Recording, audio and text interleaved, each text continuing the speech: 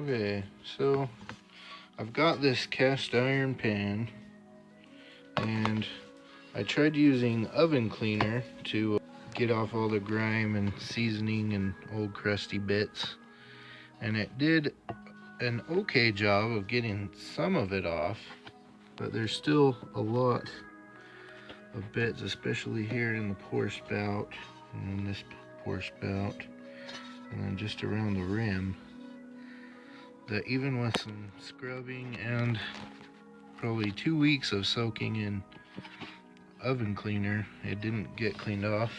And just this crusty stuff all the way around the edge.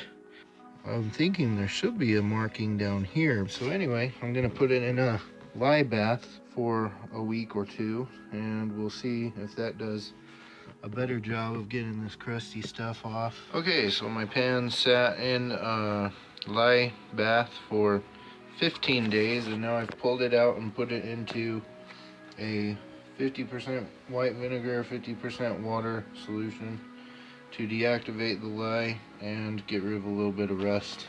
Alright, so I've scrubbed the pan. It came pretty clean. Pour spouts completely clean, both of them. A little bit of black gunk right there, but really not bad.